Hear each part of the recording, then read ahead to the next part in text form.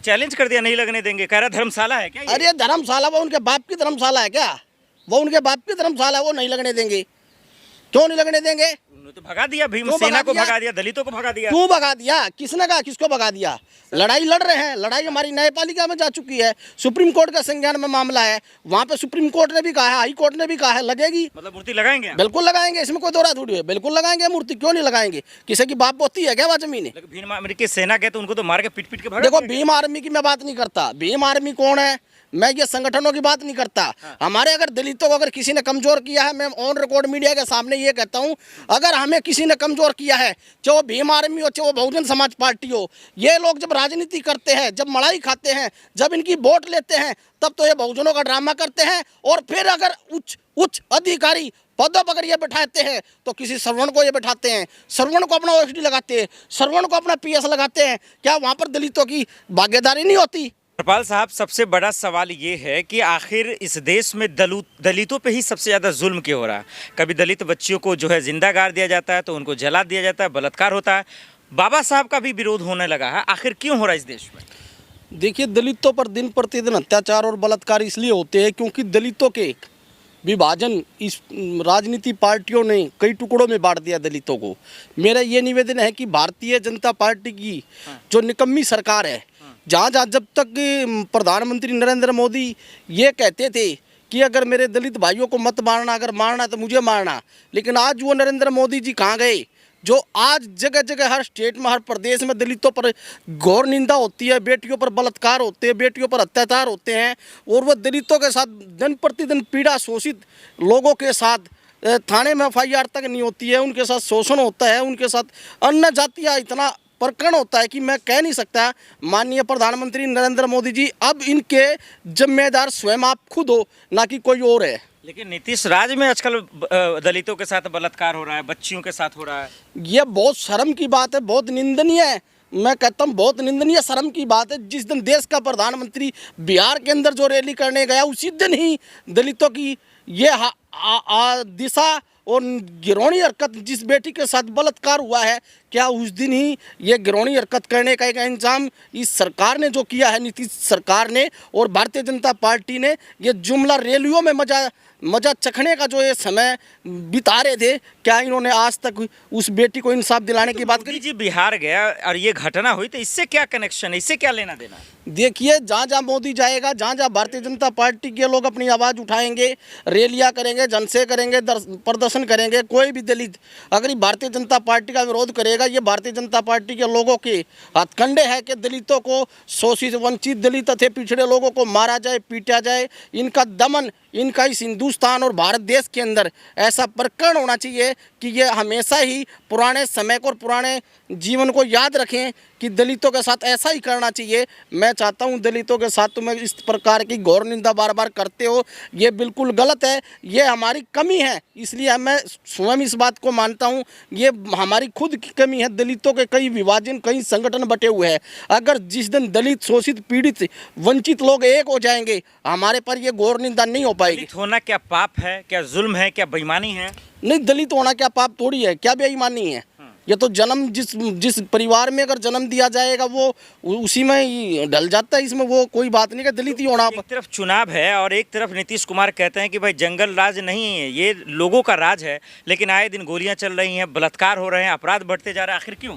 देखिए, ये जंगल राज की बात कर ये जो नीतीश कुमार ये जुमले छोड़ता है, अरे नीतीश कुमार जी, तेरा समय बीत चुका है, तेरा समय जा चुका है, अब ये टिप्पणियां ना करे। अगर जितनी तू ये टिप्पणियां करता है, बिहार की अच्छाई और बुराई, अच्छाई की वजह तू बुराई गणवाने का अगर काम करता है तो लोग तुझे इनाम देगी। तू बिहार के लिए अच्छाई गणवाता है तो बिहार की जनता भोली भाली जनता नहीं है, बिहार की जनता स्वाभिमानी की जनता है। वो आपको इतना ज़बरदस्त सबक सिखाएगी, आपको याद रखना पड़ेगा कि बिहार की जनता, बिहार के दलितों की क्या ताकत है। अब आपको मुंह की खानी पड़ेगी, चाहे भारतीय जनता पार्टी नरेंद्र मोदी की सरकार हो, चाहे वो अन्य दल हो, लेकिन ये दलितों का एकजुट होना, ये बहुत ही कुछ सीखने को मिलेगा। लोग विपक्ष जो है कुर्सी छोड़ने की, इस्तीफा लेने की नीतीश से बात कर रहे हैं, इस हमले को लेकर, इस घटना को लेकर। देखिए, नीतीश कुमार कभी भी ऐसी हरकत नहीं करेगा। मुझे पता है कि भारतीय जनता पार्टी के चक्रव्यूह में फंसा हुआ है। ये भारतीय जनता पार्टी के चक्कर में अगर कोई भी फंसेगा वो भागने का तो कोई नाम नहीं ले सकता, मुझे अनुमान ये है। लेकिन इस प्रकार की जो हथकंडे ये लोग चला रहे हैं कि नीतीश कुमार भाग जाएगा, नीतीश कुमार का राजनीति पंत होना निश्चित है। ये भारतीय जनता पार्टी के ही लोग, जैसे हरियाणा के अंदर भजन लाल का इन्होंने क्या हाल कर दिया, चौटाला परिवार के कैसे टुकड़े कर दिए, ये भारतीय जनता पार्टी के लोगों ने अच्छी तरह से पता है। जो राष्ट्रीय क्षेत्रीय पार्टी है उन लोगों को कैसे ख़त्म किया जा सकता है, कैसे उन पार्टियों का निचोड़ करके और नींबू की तरह निचोड़ कर कैसे उनको भगाया जा सकता है, ये भारतीय जनता पार्टी के लोग अच्छी तरीके से जानते हैं। नीतीश कुमार जी, आपका भविष्य पतन हो चुका सवाल इसलिए लिया कि आखिर दलितों पे जुल्म परेशानी क्यों बढ़ती जा रही, बेबसी जैसा हालत क्यों पैदा हो रहा है। एक तरफ ग्वालियर हाई कोर्ट में बाबा साहब का मूर्ति नहीं लगने दिया जा रहा, आप लोग अगर भाई आप लोग का खून खौलता क्यों नहीं है, आखिर इतना कानून व्यवस्था फिर भी आप पे ही जुल्म क्यों होता है, आप तो दलित हैं।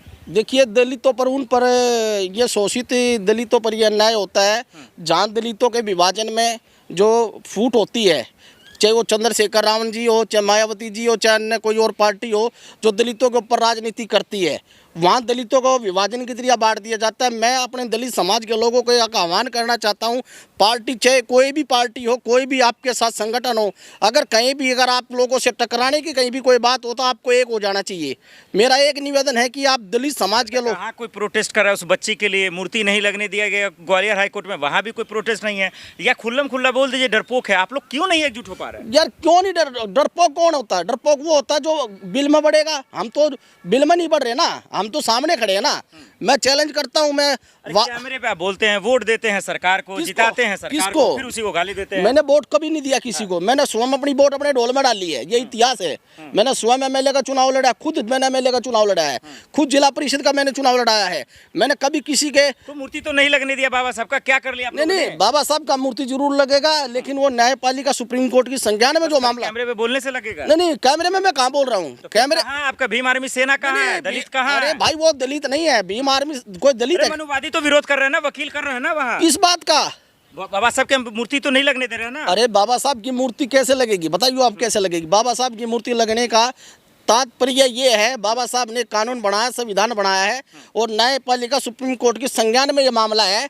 अगर किसी ने ये कहा कि मूर्ति नहीं लगेगी, जब वो मूर्ति लग जाएगी तो मैं आपसे ही पूछ लूंगा। नहीं, उन्होंने तो चैलेंज कर दिया, नहीं लगने देंगे, कह रहा धर्मशाला है क्या ये? अरे धर्मशाला वो उनके बाप की धर्मशाला है क्या? वो उनके बाप की धर्मशाला है, वो नहीं लगने देंगे। क्यों नहीं लगने देंगे? उन्होंने तो भगा दिया, भीम सेना को भगा दिया, दलितों को भगा दिया। क्यों भगा दिया? किसने कहा किसको भगा दिया? लड़ाई लड़ रहे हैं, लड़ाई हमारी न्यायपालिका में जा चुकी है, सुप्रीम कोर्ट का संज्ञान में मामला है, वहाँ पे सुप्रीम कोर्ट ने भी कहा है, हाई कोर्ट ने भी कहा है, लगेगी। मतलब मूर्ति लगाएंगे? बिल्कुल लगाएंगे, इसमें कोई दो रात थोड़ी है, बिल्कुल लगाएंगे मूर्ति, क्यों नहीं लगाएंगे? किसी की बाप होती है क्या वहाँ जमीन? भीम आर्मी की सेना गए तो उनको तो मार के पीट पीट के भगा। देखो, भीम आर्मी की मैं बात नहीं करता, भीम आर्मी कौन है, मैं ये संगठनों की बात नहीं करता। हमारे अगर दलितों को अगर किसी ने कमजोर किया है, मैं ऑन रिकॉर्ड मीडिया के सामने ये कहता हूँ, अगर हमें किसी ने कमजोर किया है, चाहे वो भीम आर्मी हो, चाहे वो बहुजन समाज पार्टी हो, ये लोग जब राजनीति करते हैं, जब मलाई खाते हैं, जब इनकी वोट लेते हैं, तब तो ये बहुजनों का ड्रामा करते हैं। और फिर अगर उच्च अधिकारी पदों पर अगर ये बैठाते हैं तो किसी श्रवण को ये बैठाते हैं, श्रवण को अपना ओएसडी लगाते हैं, श्रवण को अपना पीएस लगाते हैं। क्या वहाँ पर दलितों की भागीदारी नहीं होती? मैं पूछना चाहता हूँ बहन जी से। लेकिन सरकार तो दलितों की है, मोदी जी अमित शाह जी उन्हीं के लिए तो कर रहे हैं। अरे अमित शाह मोदी जी ने क्या किया हमारे लिए? 5 काम गिनवा दीजिए, बताइए क्या किया हमारे लिए मोदी जी ने? करे गरीबों की सरकार है, क्या है? क्या किया मोदी जी ने? बताना हमारे लिए क्या किया, बताना। स्कूल बनवा ही रहे हैं, देश को स्कूल बना रहे हैं। आप देख लिए दिल्ली के अंदर मोदी जी कहते थे जहाँ झुग्गी वहीं मकान। आज दलितों का क्या हाल हो रहा है दिल्ली में, देखा ना आपने क्या हाल हो रहा है? दलितों का जहाँ मकान, जहाँ झुग्गी वहीं मकान। आज दलितों को वो हालात कर दिए दिल्ली देश की राजधानी में, आज वो दर दर की ठोकरें खा रहे हैं, दर दर की ठोकरें खा रहे हैं। उनका मकान तो चुनाव है, अब क्या करेंगे? दलितों पे तो जुल्म हो रहा है। देखो दलितों पर कैसे बदला लेंगे आप लोग? देखो दलित, अगर दलित समाज के लोग अगर अपना बदला लेने में, मजबूती से अगर अपनी बात को रखने में ताकत मानते हैं तो एक तरफ लोहे की तरह एकजुट हो जाना है। अपने नुमाइंदे, अपने संगठन, अपनी विचारधारा के व्यक्ति को ही वोट देना है जो दलित समाज का भला कर सके।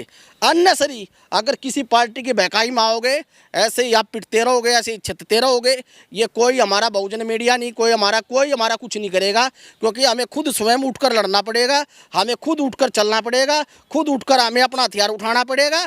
जो हमारे बड़ों ने अपना हथियार उठाया था वही हथियार हमने आज इस्तेमाल करना पड़ेगा। क्योंकि इसलिए करना पड़ेगा, एक दिन मरने से तो अच्छा एक बार लड़के ही मर लेते हैं। एक बार लड़के ही मर लेते हैं।